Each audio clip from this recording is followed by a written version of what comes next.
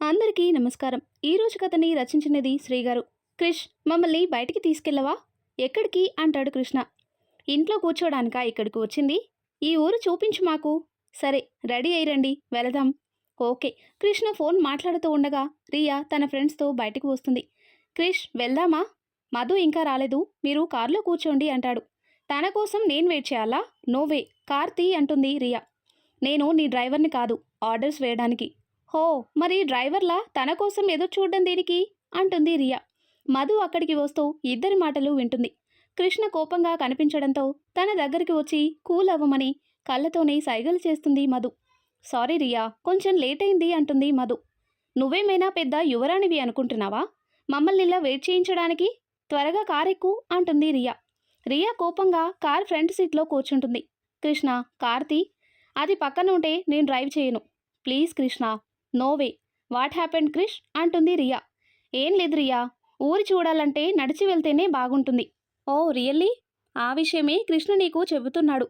Okay Krish, నీకు నచ్చితే అలానే వెళ్దాం. మంచిది, రండి వెళ్దాం అంటాడు కృష్ణ. అలా అందరూ నడుచుకుంటూ బయటికి వస్తారు. కృష్ణ మధుకి రియాకి మధ్యలో ఉన్నాడు. రియా తన ఫ్రెండ్స్తో మాట్లాడుతూ ఉండగా మధుని రియా పక్కకి లాగి తను మధు పక్కన నడుస్తున్నాడు. పక్కకి తిరిగి చూసిన రియాకి మధు కనిపించకపోవడంతో కోపం వస్తుంది. అమ్మాయి గారు, మీరేంటి నడిచి వెళ్తున్నారు? ఫ్రెండ్స్ వచ్చారు తాతగారు, వాళ్ళు ఊరు చూస్తామంటే ఇలా తీసుకొచ్చాను. అవునా? కృష్ణ, బాగున్నావా? బాగున్నా తాత, నువ్వేంటి ఈ మధ్య కనిపించడం లేదు అంటాడు కృష్ణ. నా కూతురు దగ్గరికి వెళ్ళాను బాబు, నిన్ననే ఊరికి వచ్చాను అంటాడు. ఓ, ఎలా ఉంది నీ కూతురు? బాగానే ఉంది బాబు. ఓ గాడ్, ఏంటి మనకి ఈ సోది? నెమ్మదిగా మాట్లాడు రియా, ఆ పెద్దాయన వింటే బాగోదు. సరే, మీరు వెళ్ళండి బాబు, నేను మళ్ళా ఎప్పుడైనా ఇంటికి వచ్చి తీరుబడిగా మాట్లాడతాలే అంటాడు. అలాగే తాత. పెద్దాయన అక్కడి నుండి వెళ్ళిన తర్వాత వీళ్ళు నడుచుకుంటూ ముందుకు వెళ్తారు.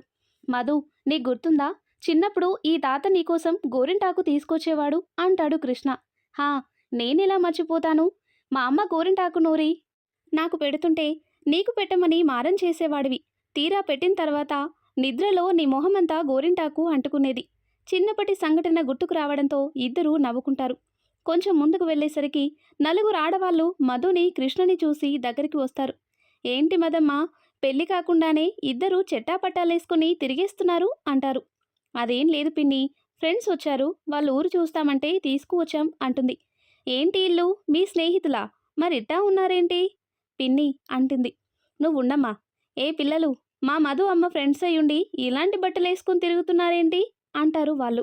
వాట్ నాన్ సెన్స్, మేం ఎలాంటి బట్టలు వేసుకుంటే నీకెందుకు? నువ్వెలా అయినా తగలబడు, మాకెందుకు గాని మా అమ్మాయి గారితో బయటికి వచ్చేటప్పుడు కాస్త పద్ధతికి రా అంటారు. ఆవిడ మాటలకి కృష్ణ నవ్వుకుంటాడు. రియా కోపంగా చూస్తుంది. మా జమీందారు గారు అంటే ఈ ఊర్లో అందరికీ చాలా ఇష్టం, అందుకే చెబుతున్నా అంటుంది పిన్ని. పిన్ని వదిలే, వాళ్ళు సిటీ నుండి వచ్చారు, ఇక్కడ పద్ధతులు తెలియవు కదా, నేను చెబుతాలే అంటుంది మధు. రియా కోపంగా చూస్తూ అక్కడి నుండి వెనక్కి వెళ్ళిపోతుంది. తన ఫ్రెండ్స్ కూడా వెనకాలే వెళ్ళిపోతారు. ఈ పిల్లకి బాగా పొగర్లా ఉంది అనుకుంటారు.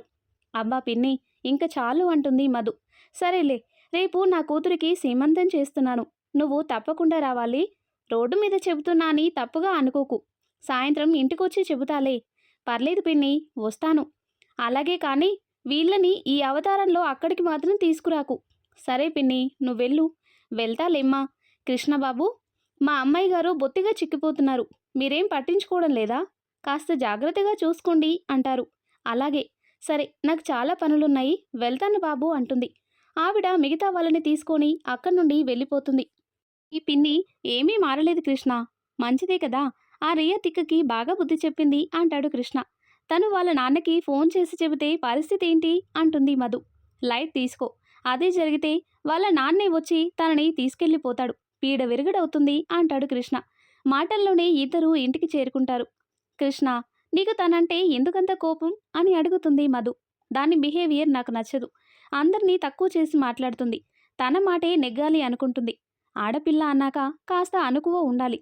మరి మీ నాన్నకేం సమాధానం చెప్తావు అంటుంది మధు. సమాధానం చెప్పాల్సిన అవసరం నాకు లేదు. మా కంపెనీలో వాళ్ళకి 60% షేర్స్ ఉన్నంత మాత్రాన మేము వాళ్ళకి పనివాళ్ళమేం కాదుగా. తను నిన్ను పనివాడిలా చూడటం లేదు, తనవాడిగా చూసుకుంటుంది. ఏయ్, చంపేస్తానలా మాట్లాడవంటి. నిజమే కదా కృష్ణ. హో సారీ, క్రిష్ కదా. మధు, అలా పిలిచావంటే ఊరుకోను అంటాడు కృష్ణ. ఏం రియా పిలిస్తేనే బాగుంటుందా అంటుంది మధు. అబ్బా చంపకే. సరే కృష్ణ. కాదు కాదు క్రిష్ అంటుంది. కృష్ణ కోపంగా మధు దగ్గరికి వస్తాడు. తను దొరకకుండా పారిపోతుంది. ఏ ఆగు. ఆగను క్రిష్. అలా పిలవద్దని చెప్పానా? ఏం బాగానే ఉంది కదా నిన్ను అని మధు చేతిని వెనక్కి మడిచి పట్టుకుంటాడు. అబ్బా వదులు కృష్ణ, నొప్పిగా ఉంది. ఇంకోసారి అలా పిలవనని చెప్పు, వదిలేస్తాను అంటాడు. సరే పిలవన్లే అంటుంది మధు. అది అలా రా దారికి అని మధు చేతిని వదిలిపెడతాడు. నవ్వుకుంటూ కృష్ణ వైపు తిరిగేసరికి వెనక డోర్ దగ్గర రియా కోపంగా చూస్తూ నిలబడింది. రియా అక్కడే ఉండిపోయారే, లోపలికి రండి. మధుని కోపంగా చూస్తూ అక్కడి నుండి రూంలోకి వెళ్ళిపోతుంది రియా. రియా వెనకాలే తన ఫ్రెండ్స్ కూడా వెళ్ళిపోతారు. కృష్ణ తనకి కోపం వచ్చినట్టుంది. వెళ్ళి ఓదార్చు అంటుంది మధు. ఏంటి నేనా అంటాడు కృష్ణ. హా, నీ మాట వింటుంది కదా అంటుంది మధు. నా వల్ల కాదు అంటాడు కృష్ణ. ప్లీజ్ కృష్ణ, లేకపోతే అంకుల్ మాట పడాల్సి వస్తుంది అంటుంది మధు. చెప్పాను కదా నా వల్ల కాదు. కావాలంటే నువ్వెళ్ళి ఓదార్చు, నేను పక్కనే ఉంటాను. సరే రా వెళదాం. మధు కృష్ణ గదిలోకి వెళ్తారు. రియా అంటారు, హౌ డేర్ యూ, నా పర్మిషన్ లేకుండా నా గదిలోకి ఎందుకు వచ్చావు అంటుంది. సారీ, నువ్వు బాధపడుతున్నావు కదా అందుకే అంటుంది మధు. హో, చేయాల్సిందంతా చేసి ఓదార్చడానికి వచ్చావా? సారీ రియా, ఇది పల్లెటూరు కదా, ఇలా ఉంటే వాళ్ళకి నచ్చదు. అయితే ఈ మొద్దు మొహాల కోసం నేను నా డ్రెస్సింగ్ సెన్స్ని మార్చుకోవాలా? మా డాడ్ కూడా నా డ్రెస్ గురించి ఎప్పుడు కామెంట్ చేయలేదు. అందుకే డ్రెస్సింగ్ సెన్స్ తెలియలేదు నీకు అంటాడు కృష్ణ. కృష్ణ మాటలకి రియా కోపంగా చూస్తుంది. మధు తనకి కళ్ళతోనే సైగ చేస్తుంది. రియా, ఇక్కడి మనుషులకి ఫ్యాషన్ తెలియకపోవచ్చు, కానీ సంస్కారం తెలుసు. అంతా మన వాళ్ళే అనుకునే మనస్తత్వం వాళ్ళది. అందుకే పద్ధతిగా ఉండమని వాళ్ళ పిల్లలకి ఎలా నేర్పిస్తారో అలానే నువ్వు వాళ్ళ బిడ్డవి అనుకుని చెప్పారు. షటప్. నీ దగ్గర వాళ్ళ దగ్గర చెప్పించుకునే పరిస్థితిలో లేను నేను. నా ఆస్తి అందం ముందు నువ్వెంత అంటుంది Riya. Riya, mind your language. Madhu కంగారుగా చూస్తూ కృష్ణ చెయ్యి పట్టుకుంటుంది. Krishna cool down. Riya, I'm sorry అంటుంది మధు. నువ్వు చేసిన పనికి సారీ చెప్తే సరిపోదు, నా కాళ్ళు పట్టుకొని చెప్పు, అప్పుడు నా ఈగో సాటిస్ఫై అవుతుంది అంటుంది. రియా, నీ డబ్బు బల్బు ఇంకెక్కడైనా చూపించు, ఇక్కడ కాదు అంటాడు కృష్ణ. కృష్ణ అంటుంది మధు. నేను మాట్లాడుతున్నా కదా, నువ్వు సైలెంట్గా ఉండు మధు. కృష్ణ కోపంగా చెప్పడంతో మధు మౌనంగా ఉండిపోయింది. కృష్ణ కోపంగా రియా దగ్గరికి వస్తాడు. ఏంటి స్టేటస్ గురించి మాట్లాడుతున్నావా? అసలు మధు స్టేటస్ ఏంటో నీకు తెలుసా? ఈ ఊరిలో 90% పొలాలు ఈ జమీన్ బంగ్లాకి చెందినవి. ఈ ఊరి తమదిగా భావించి ఆ ఆస్తులన్నింటినీ ఊరికి రాసిచ్చారు. అందుకే ఈ కుటుంబం అంటే ఊరి వాళ్ళకి అంతిష్టం. మీ నాన్నకి ఎదుటివాడి పొట్టకొట్టి సంపాదించడం తెలిస్తే వీళ్ళకి ఎదుటి వాళ్ళ సంతోషం కోసం ఇవ్వడం తెలుసు. చూడు రియా, మధు గురించి ఇంకొక మాట తప్పుగా మాట్లాడితే నేనేం చేస్తానో నాకే తెలీదు. డూ అండర్స్టాండ్ అంటాడు కృష్ణ. మధు చెయ్యి పట్టుకొని అక్కడి నుండి తీసుకెళ్ళిపోతాడు. రియా అసహనంగా బెడ్పై కూలబడుతుంది. వావ్, మధుకి చాలా పెద్ద బ్యాక్గ్రౌండ్ ఉంది రియా. రియా కోపంగా చూడటంతో నిఖిత మౌనంగా పక్కకి వెళ్ళిపోతుంది. ఆ తర్వాత లక్ష్మి, వంటేం చేస్తున్నావు? ఇంకా లేదమ్మా, మీరు చెప్పండి ఏం చేయమంటారు? ఈరోజు వంట నేను చేస్తాను, నువ్వు పక్కకి జరుగు అంటుంది. అయ్యో, మీకెందుకమ్మా, నేను చేస్తాను కదా. పర్లేదు లక్ష్మి, నువ్వెళ్ళు. సరే మీ ఇష్టం, నేను గార్డెన్లో పనిచేస్తానైతే అంటుంది లక్ష్మి. అలాగే అంటుంది మధు. లక్ష్మి బయటికి వెళ్ళిన కాసేపటికి రమ్య, సుధా, నిఖిత కిచెన్లోకి వస్తారు. హాయ్ మధు, ఏంటి వంట చేస్తున్నావా? హా, మీరేంటి ఇలా వచ్చారు? ఊరికే. అవును, కృష్ణ ఎక్కడా అని అడుగుతారు. బయటికి వెళ్ళాడు. ఏమైనా పనుందా? ఏం లేదు, ఎప్పుడూ నీ చుట్టూనే తిరుగుతూ ఉంటాడు కదా, ఇవాళ కనబడపోయేసరికి అడిగాను అంటారు. మధు నవ్వుకుంటుంది. నిజం చెప్పనా మధు, మీ ఇద్దరి జంట సూపర్గా ఉంటుంది. ఒకరి కోసం ఒకరు పుట్టినట్టు ఉంటారు. ఏంటి సంగతి కాకాపడుతున్నారు? చచా, అలాంటిదేం లేదు మధు. ఇన్ని రోజులు ఆ రియా వల్ల మేం నీతో సరిగ్గా మాట్లాడలేదు, కానీ నీ గురించి మాకు అర్థమయ్యాక మాట్లాడాలి అనిపించింది. అవునా అంటుంది మధు. నిజం మధు, ఫస్ట్ నిన్ను చూసినప్పుడు పల్లెటూరి అమ్మాయిలా కనిపించావు. అందుకే నువ్వు మాతో సింక్ అవ్వలేవు అనుకున్నాం. మనిషి వేషాధారణ బట్టి ఎప్పుడూ జడ్జ్ చేయకూడదు నిఖిత. You are correct. అయినా మధు, నువ్వు సిటీలోనే పెరిగావు కదా, మరి ఎందుకు ఇలా పల్లెటూరి అమ్మాయిలా హాఫ్ సారీస్ కట్టుకుంటున్నావు? నువ్వు ఉండవే రమ్య, ఇది పల్లెటూరు కదా, అందుకే అలా రెడీ అవుతుందనుకుంటా.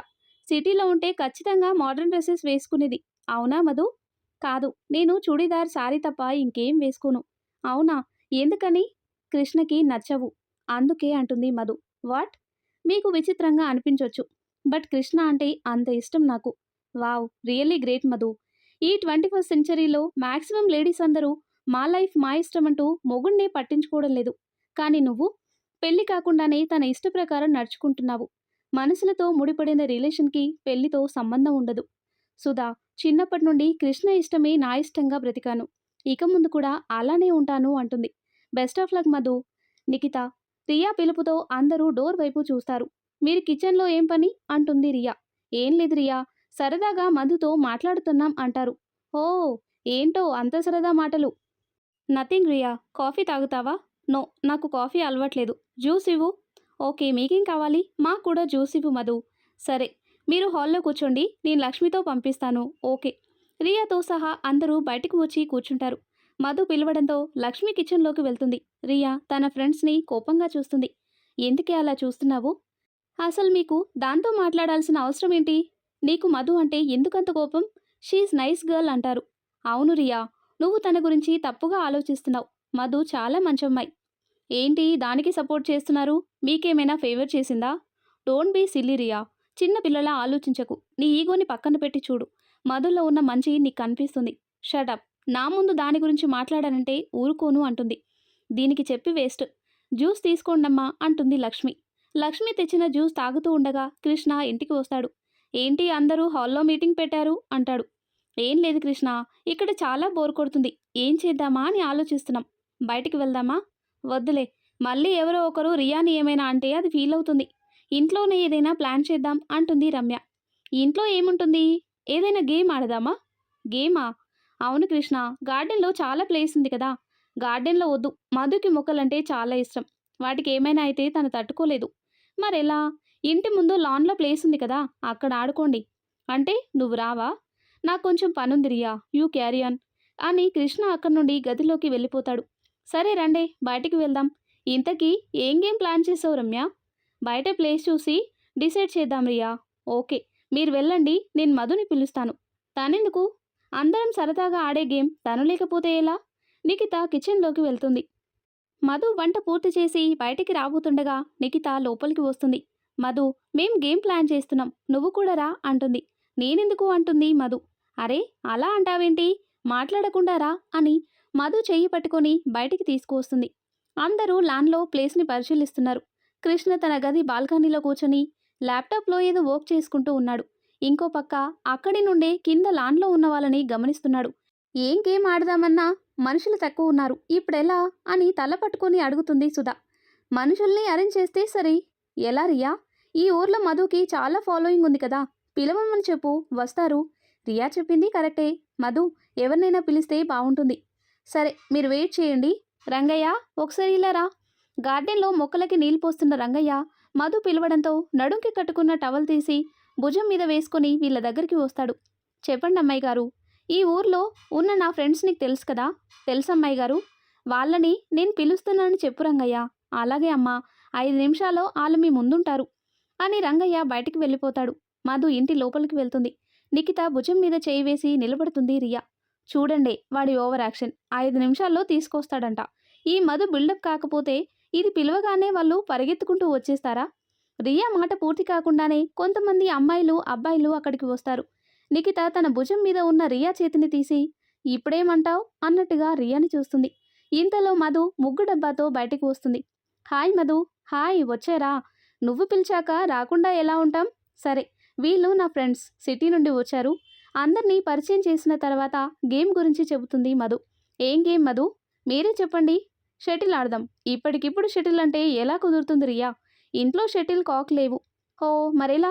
మధు, కబడ్డీ ఆడదామా అని ఒక అబ్బాయి అడుగుతాడు. ఓ, సూపర్ ఐడియా. ఏమంటావు రియా? ఇలాంటి చెత్త గేమ్స్ నేనాడను. ఏయ్, కబడ్డీ బాగుంటుంది, ఒప్పుకో రియా అంటుంది సుధా. నో, మీరు ఆడుకోండి, నేను అక్కడే కూర్చొని చూస్తాను అని రియా అక్కడి నుండి వెళ్ళిపోతుంది. మధు, అదంతే, మనం ఆడుకుందాంరా అని అందరూ గేమ్ ఆడుతూ ఉన్నారు. అబ్బాయిలందరూ ఒకవైపు, అమ్మాయిలందరూ మరోవైపు ఉన్నారు. కాసేపటికి కృష్ణ వర్క్ ఫినిష్ చేసుకుని గేమ్లో జాయిన్ అవుతాడు. మధు కూతకి నువ్వెళ్ళవే. సరే రే, మీరెవరూ ముందుకు రావద్దు, మధు సంగతి నేను చూసుకుంటాను అంటాడు కృష్ణ. ఓకే కృష్ణ. మధు అబ్బాయిల వైపు వెళ్ళి కృష్ణను టచ్ చేసి వెనక్కి వచ్చేస్తుంది. రే కృష్ణ, ఏమైంది నీకు? మధుని ఎందుకు పట్టుకోలేదు? గేమ్ ఇప్పుడేగా స్టార్ట్ అయింది, వెయిట్ చేయండిరా ఆ అమ్మాయిల దగ్గర ఓడిపోతే మన పరువు పోతుందిరా. నేనున్నాను కదా, మీరేం భయపడకండి అంటాడు కృష్ణ. ఆట ముగిసేసరికి రెండు టీంలు టైలో ఉన్నాయి. ఇదేంట్రా ఇలా అయింది? ఏమైంది? ఎవరూ ఓడిపోలేదు కదా. అయినా కృష్ణ, నువ్వు వాళ్ళకి చాలా ఛాన్సులు ఇచ్చేశావు. లేకపోతే మనమే గెలిచేవాళ్ళం. రేయ్, మనం గెలవడమే కాదు, వాళ్ళని గెలిపించడం కూడా మన బాధ్యతే. కృష్ణ, రండి భోజనం చేద్దాం. వస్తున్నా మధు. రండ్రా భోజనం చేసి వెళ్దురు. మేమింటికెళ్ళి తింటాంలే, నువ్వెళ్ళు. సరే మీ ఇష్టం. కాసేపటికి అందరూ ఫ్రెష్ అయ్యి డైనింగ్ హాల్కి వస్తారు. లక్ష్మి అందరికీ భోజనం వడ్డిస్తుంది. మధు, ఇవాళ బాగా ఎంజాయ్ చేశాం కదా. ఎన్ని రోజులైందో ఇలా గేమ్స్ ఆడి అంటుంది నిఖిత. అవును, ఈ బిజీ లైఫ్లో మనం హ్యాపీగా గడపడం కూడా మర్చిపోతున్నాం. నాకైతే చాలా నచ్చింది అంటుంది రమ్య. అందరూ కబుర్లు చెప్పుకుంటూ భోజనం చేస్తున్నారు. మధు కృష్ణని చూస్తూ ఉంది. ఎందుకలా చూస్తున్నావు? గేమ్లో నువ్వు మాకు చాలా ఛాన్సులు ఇచ్చావు. ఎందుకని? నీకోసమే. నేనుండగా నా మధుని ఓడిపోనిస్తానా? అలా అని నీ టీంలో వాళ్ళని మర్చిపోతే ఎలా? మధు, నీకోసం నాతో ఉన్న వాళ్ళని ఓడించే క్యారెక్టర్ కాదు నాది. అందుకే గేమ్ టై అయ్యేలా చేశాను. నువ్వు అసాధ్యుడివి కృష్ణ. మధు, ఏంటి మీ ఇద్దరి గుసగుసలు? మాకు చెప్పకూడదా? ఏం లేదు. రియా ఎక్కడా? పైన గదిలో ఉంది మధు. భోజనానికి పిలిస్తే రాను అంది. సరే, మీరు తినండి, నేను రియాని తీసుకువస్తాను. వద్దులే మధు, అది మళ్ళీ నిన్ను ఏదో ఒకటి అంటుంది. కడుపు కాలితే అదే వస్తుందిలే. అలా వదిలేస్తే ఎలా? ఏం పర్లేదు, నేను పిలుస్తాను అని మధు రియా గదిలోకి వెళ్తుంది. చెవిలో హెడ్ ఫోన్స్ పెట్టుకుని సాంగ్స్ వింటూ ఉంది. మధు లోపలికి రావడంతో హెడ్ ఫోన్స్ తీసి పక్కన పెడుతుంది. రియా, భోజనం చేద్దాం రా అంటుంది మధు. నాకు ఆకలిగా లేదు మధు, నువ్వెళ్ళు అంటుంది. కొంచెమైనా తిను, లేకపోతే నీరసం వస్తుంది. నా హెల్త్ గురించి నేను చూసుకోగలను. ఓకే, నాకు తినాలి అనిపించినప్పుడు వస్తాను, నువ్వెళ్ళు అంటుంది. సరే నీ ఇష్టమని మధు బయటికి రాబోతుంటే రియా తనని పిలుస్తుంది. మధు, ఒక్క నిమిషం, నిన్నొక విషయం అడుగుతాను, నిజం చెప్తావా? ఏంటి అంటుంది మధు. అసలు నువ్వు కృష్ణని ఎలా లొంగదీసుకున్నావు అని అడుగుతుంది. రియా అని కోపంగా అంటుంది మధు. హా అదే, ఎప్పుడు చూసినా నీ వెనకాలే తిరుగుతాడు కదా, అంతగా ఏం మాయ చేశావు తనని అంటుంది రియా. మధు ఆశ్చర్యంగా రియాని చూస్తుంది. ఒంటరిగా 100 మందికైనా సమాధానం చెప్పగలిగే కృష్ణని నీ వెనకాల తిప్పుకుంటున్నావంటే మీ ఇద్దరి మధ్య మ్యాటర్ ఎంత దూరం వెళ్ళుంటుందో నేను ఊహించగలను. అయినా మీలాంటి ఆడవాళ్ళకి మగాణ్ణి వలలో పడేయడం పెద్ద లెక్క కాదు కదా. ఒక్కటి మాత్రం నిజం, కృష్ణ నీకు బాగా అలవాటు పడిపోయాడు. తప్పుగా మాట్లాడకు రియా అంటుంది మధు. అవునా, నేను తప్పుగా మాట్లాడుతున్నానా? నిజం చెప్పు, ఇప్పటి వరకు కృష్ణకి నీకు మధ్య ఫిజికల్గా ఏమీ జరగలేదా అంటుంది రియా. మధు మౌనంగా ఉండిపోయింది. నీ సైలెన్స్లోనే తెలుస్తుంది మీరిద్దరూ చాలా దూరం వెళ్లారని. లుక్ మధు, నీ శరీరాన్ని ఇచ్చి కృష్ణని నీ వెంట తిప్పుకున్నంత మాత్రాన కృష్ణ నీ సొంతం అయిపోతాడని కలలు కనకు. కేవలం తను నీతో టైంపాస్ చేస్తున్నాడు అంతే, పెళ్లి మాత్రం చేసుకోడు. అర్థమైందా? రియా బయటికి రావడానికి వెనక్కి తిరిగేసరికి కృష్ణ డోర్ దగ్గర నిలబడి ఉంటాడు. ఆ తర్వాత ఏం జరిగిందో నెక్స్ట్ వీడియోలో తెలుసుకుందాం. ఎంతో ఇంట్రెస్టింగ్గా ఉండే ఈ స్టోరీ నెక్స్ట్ పార్ట్స్ కోసం ఈ వీడియో లైక్ చేసి మన ఛానల్ని తప్పకుండా సబ్స్క్రైబ్ చేయండి. Thanks for watching.